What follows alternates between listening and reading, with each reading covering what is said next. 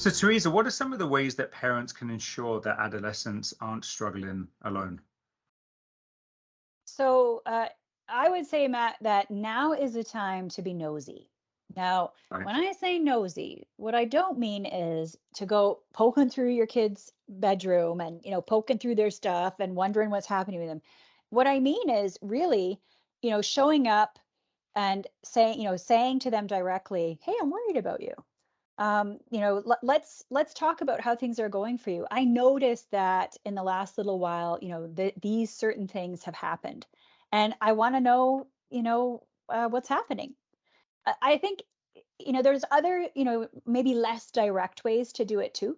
So there might also be, ways that you can arrange to have time together, time where it wouldn't necessarily be, the pressure would be on and it would be like an interview session or anything like that. I'm more thinking like, what are those ways that you use to get together as a family?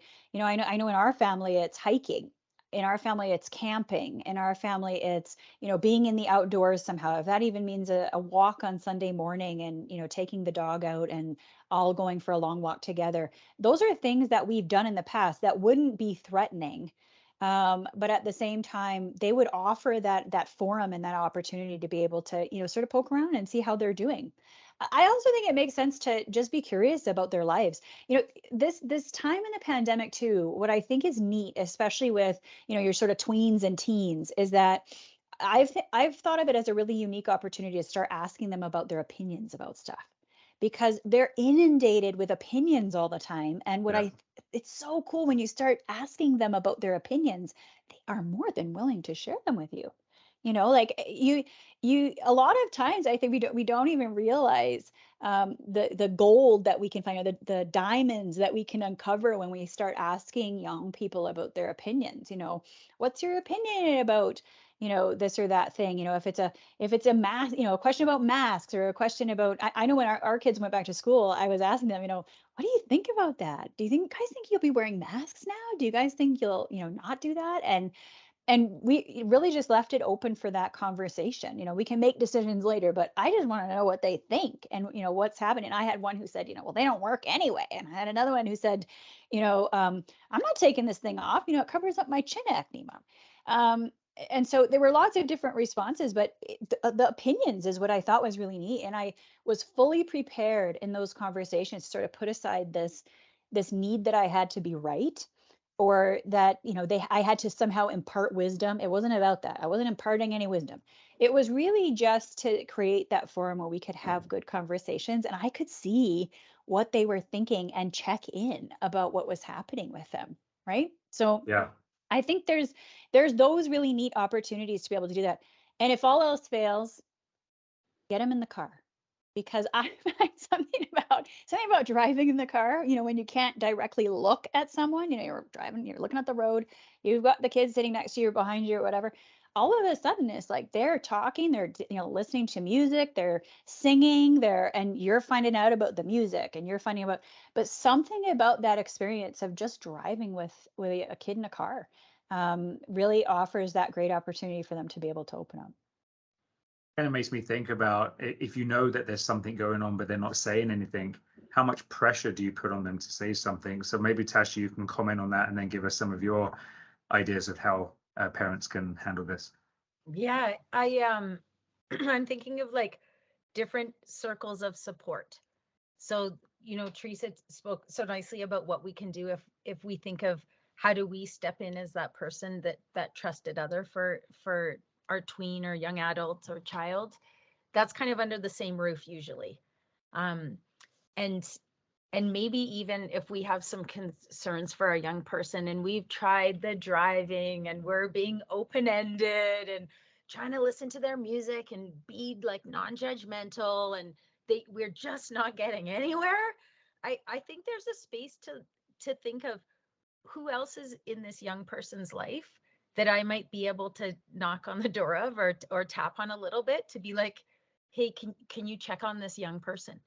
Because this is what I'm kind of worried about. And I think this is the neat thing where I see it in my family too. We've got 3 teenagers, and sometimes they actually check in on each other which is so cool, because I think there's a place for a big brother or a little sister or someone to have more of a just a non-judgmental heart-to-heart conversation about how annoying this thing is, or mom and dad just don't get us, or those kinds of things. And I think that there's a place for siblings to really support each other, whether it's step siblings, cousins getting together, that kind of stuff. But even knowing if you've got a family friend that knows your kids pretty well, there can be a place for someone that has had a history with your young person to be like, I didn't have the greatest teenage years myself. If you ever want to talk about something like, and you don't want to talk to your mom and dad, because hello, it's not personal, but often people don't always want to share stuff with their mom and dad. You can always give me a text. I'm happy to take you out on a walk or go have tea with you or something like that. And I think, again, when we think about how do we heal as a community, it's not all the responsibility of the parents to be like, oh, I have to fix this. It might be, I'm not maybe the right person to fix it, but can I facilitate someone else that loves my kid? And maybe there's a potential there for that person to have a heart-to-heart conversation, or at least be ears that are willing to listen, where my young person might share a little bit more. And so that's, I guess, a piece that I would kind of offer up is, who else do you have in your world that might be a support that's lurking just in the shadows, that you're like, yes, why didn't I think of grandma, or whatever it might be? And also to our school systems too. Teachers see our kids day in, day out. And so sometimes if there's a special teacher that that your child connects with, just sending them an email or just bumping into them in the hallway. I guess elementary school, you can bump into them. You're not doing that in high school, but there's nothing wrong with sending an email to even a high school teacher and saying, I'm a bit worried about so-and-so, they're not doing their homework, or they just seem like they're just not themselves. Do you mind? Don't tell me what you guys are talking about, but can you just check in and just make sure they're okay? And people that are educators love kids. That's why they do that job. And I think teachers are very tired right now, but they also deeply care. And I think that they would be those people that would check in on other kiddos. And I know, like, again, I was just brainstorming with the mom yesterday about, like, we're like, oh, we're going to fix your daughter's life, like laughing together, like the kid wasn't even with us. And we're like, oh, we solved it, done. But just even opportunities to help someone volunteer. And I'm like, this is a little bit like, tiger mom stuff, but I'm like, to be honest, if you called the public library and said, I've got this amazing teenager, loves reading, it would really be awesome if she could volunteer in the library or something like that this year. She has to be the one that does the application and stuff, but there's nothing wrong as a parent of helping to bridge that connection, so that when that young person walks in with their resume or whatever, that the librarian has a bit of a heads up. Oh, hello.